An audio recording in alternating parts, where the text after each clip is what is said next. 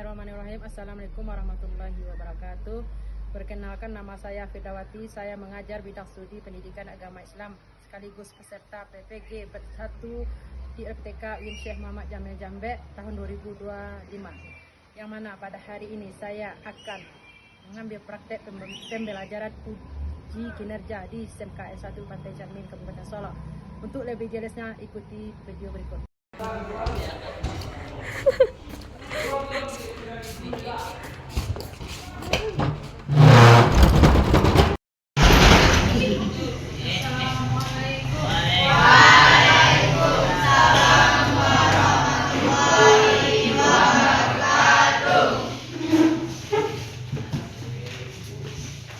Assalamualaikum warahmatullahi wabarakatuh. Waalaikumsalam warahmatullahi wabarakatuh. Selamat pagi semua anak-anakku. Pagi, Bu. Bagaimana kabarnya hari ini? Sehat? Sehat, Bu. Alhamdulillah, semoga sehat ya sampai ke pelajaran kita habis nanti.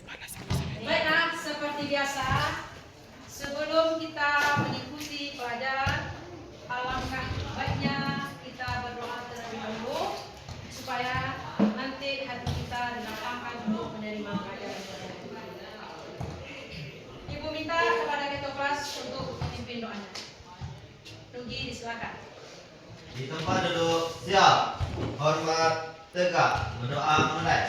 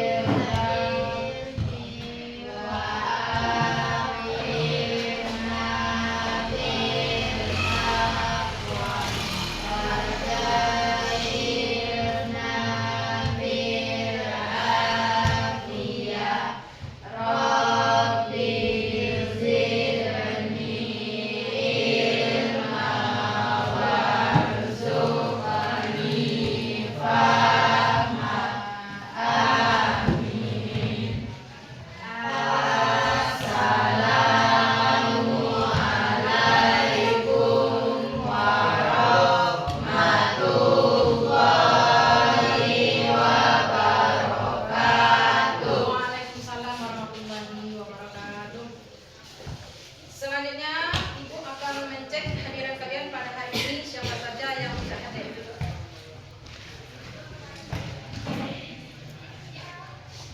Rafael Ramadan, Andika Putra, Febri Dola Hairullah, Yoga, Faizal, Muhammad Nugraha, Ahmad Alan Fauzi, Safa, Ayu Octavia, Widya, Milda Yengki, Sinta, Chelsea Olivia, Nadia, Mutia Sri Wahyuni, Pradita. Oke, alhamdulillah Ibu hari ini anak-ibu sehat semua, hadir semua pada hari ini. Untuk menambah rasa nasionalisme kita, baiklah kita akan menyanyikan salah satu lagu Garuda Pancasila. 1, 2, 3, mulai.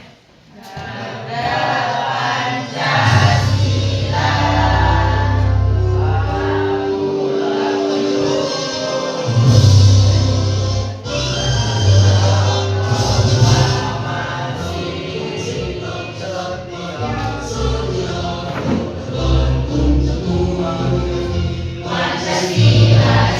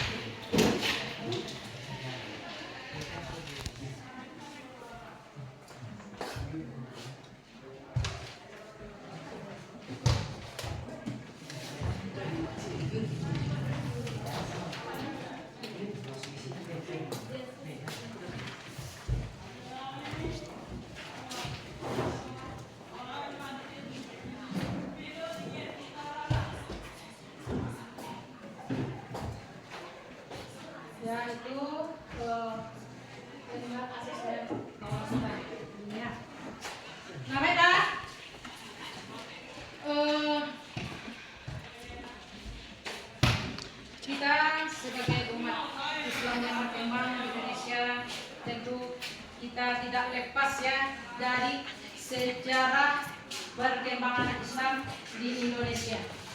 Hal itu tidak boleh kita lupakan. Coba kita lihat bagaimana strategi Islam masuk ke Indonesia, sehingga Islam banyak memberi kontribusi terhadap perkembangan ilmu di Indonesia. Jadi anak-anak sekalian, kita seharusnya tidak malas dan giat mungkin membaca, memahami, menganalisis sejarah-sejarah Islam itu sendiri, sehingga dengan kita berpatokan pada sejarah Islam yang masuk ke Indonesia akan menjadi motivasi kita untuk masa yang akan datang. Tanpa sejarah, tanpa Islam datang ke Indonesia, kita tidak seperti sekarang. Islam tidak akan berkembang seperti sekarang.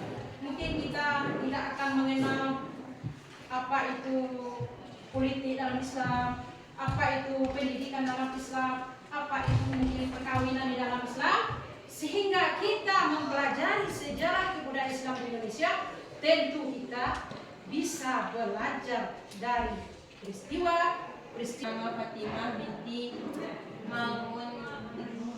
Maimun di Leran dekat Surabaya yang bertahun 476 Hijriah atau 1000 Masehi. Sedangkan menurut laporan seorang musafir Maroko Ibnu Battuta yang mengunjungi Samudra Pasai dalam perjalanannya ke negeri Cina pada 1345 Masehi. Agama Islam yang bermazhab Syafi'i telah mantap di sana selama seabad. Oleh karena itu abad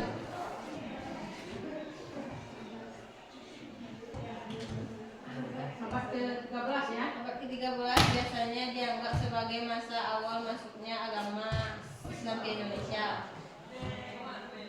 Sudah dengar yang lain? Nah, jadi tadi sudah dijelaskan oleh teman kita Kaisa awal masuknya Islam ke Indonesia.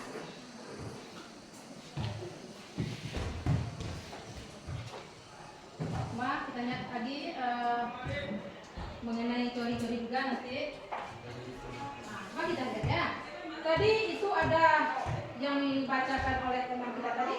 Itu ada dua pendapat tadi ya.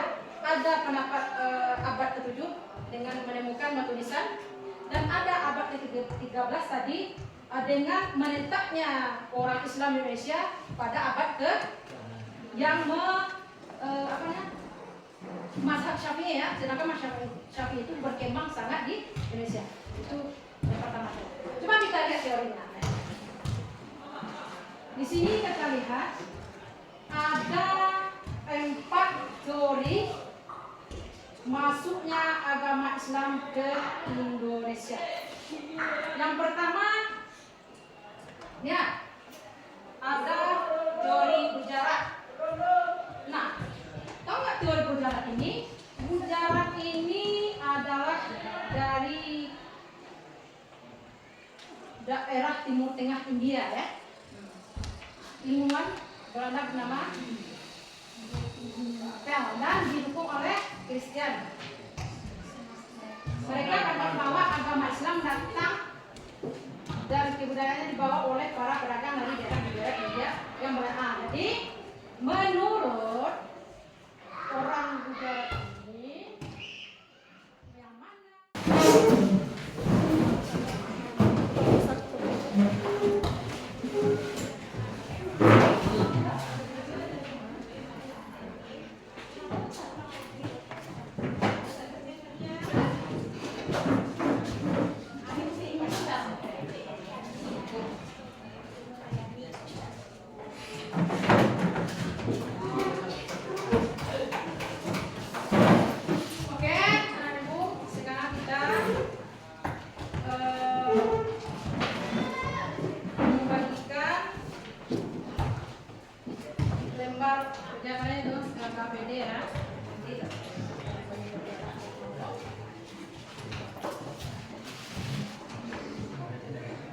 sebelum pembahasan, Bu beritahukan terlebih dahulu. Nanti berkelompok itu kita kan ada 4 itu nak. Jadi setiap masing-masing kalian mendapat ya. Tidak satu orang dalam satu kelompok. Kenapa? Supaya nanti kalian bisa aktif semuanya berdiskusi dan bekerja mengerjakan tugas.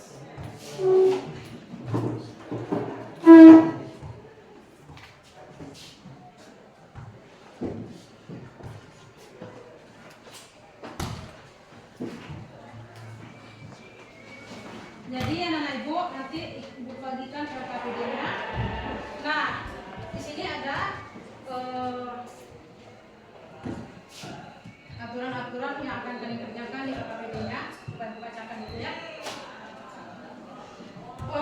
Perhatikan soal bawah ini yang akan kalian kerja supaya kalian jangan ragu nanti ya. Yang pertama yang harus kalian kerjakan.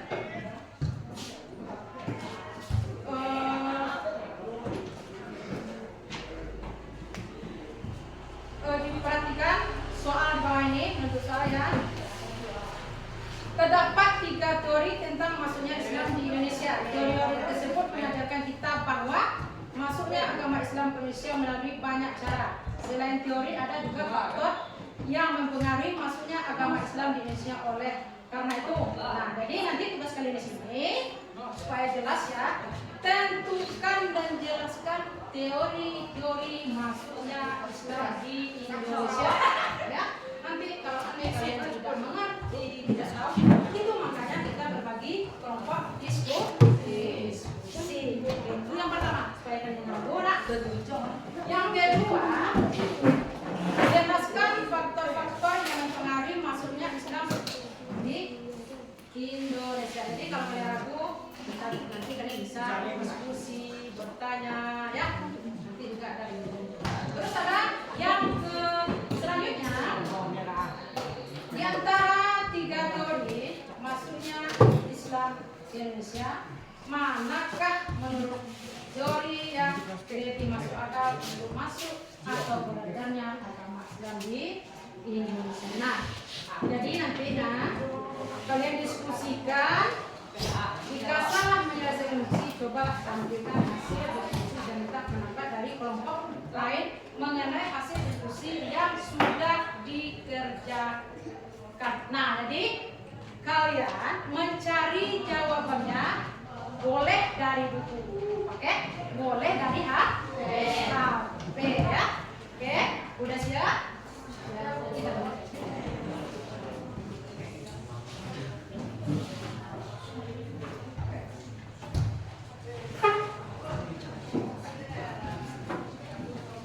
Jangan lupa menulis namanya.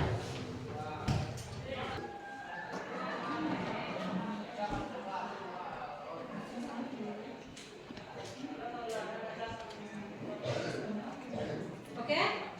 Waktu kita tinggal lagi 3 menit lagi untuk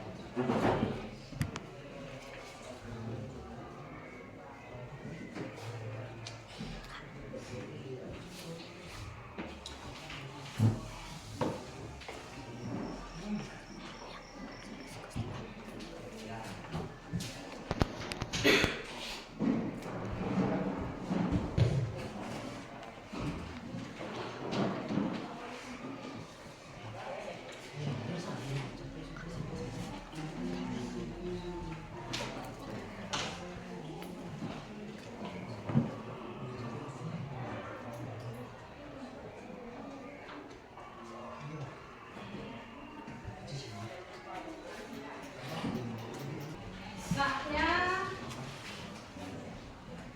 per kelompok atau masing-masing kelompok untuk mempresentasikan hasil dari KPD kalian. Nah, di saat kelompok satu tampil ke depan, ya, boleh kelompok lain memberikan tanggapan, masukan, berupa ya. Kelompok satu, kelompok dua, kelompok tiga, kelompok satu. Ya. Kemana dulu? Oke, Pak. Ayo, lanjut.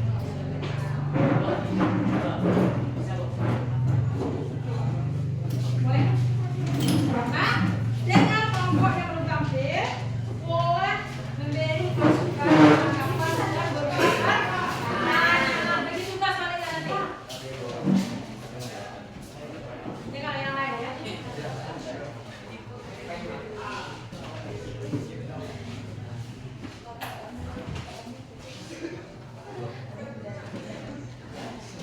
Assalamualaikum warahmatullahi wabarakatuh. Waalaikumsalam warahmatullahi wabarakatuh. Baiklah, kami dari kelompok 1 ingin menyampaikan hasil diskusi kami yang akan dibacakan oleh Safa. Kepada Safa dipersilakan. Baiklah, saya akan membacakan hasil diskusi kami.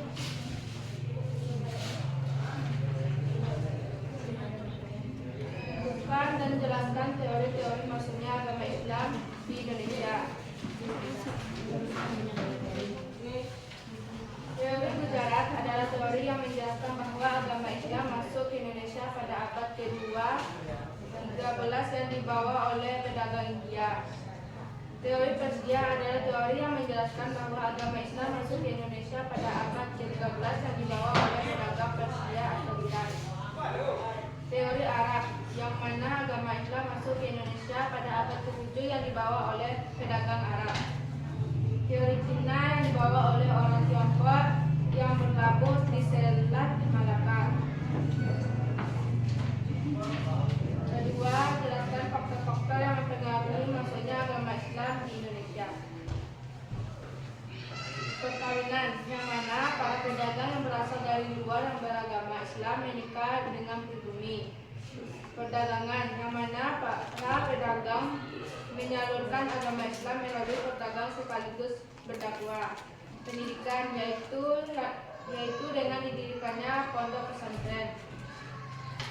Kesenian, yaitu adanya pertunjukan wayang dan lain-lain.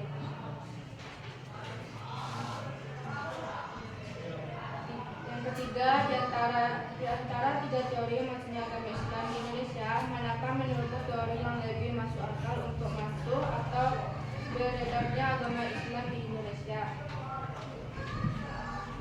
Menurut kami, teori Gujarat dan teori gimana?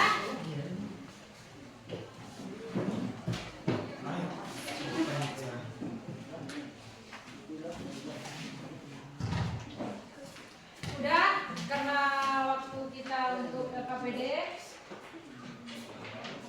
udah habis ya. Mungkin tadi kalian terlalu lama. Oke, Ibu. Terus kesimpulan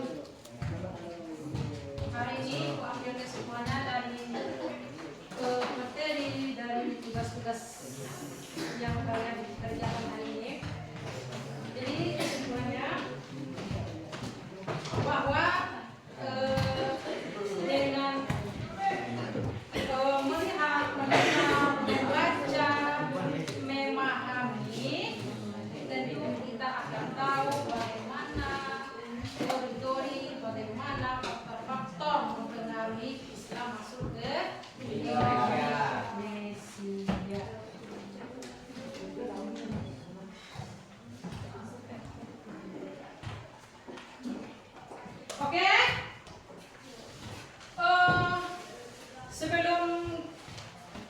kita masuk sesi berikutnya. Kalau kita beri semangat sedikit dulu, bagaimana? Kita keluarkan napas kita. Oke, kita mulai. Ya, 1, 2, 3. Hidup.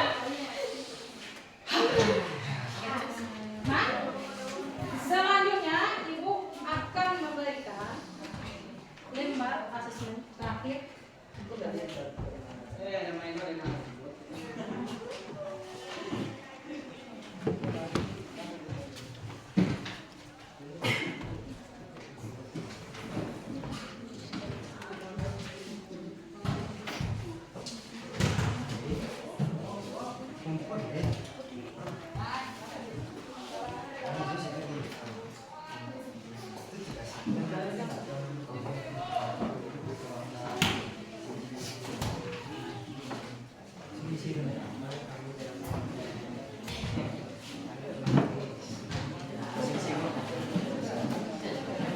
Ini yang bagian dari evaluasi dari materi pelajaran tadi. Apakah dia mengerti atau memahami atau memang dapat ilmu hari ini? Tuangkan di sini.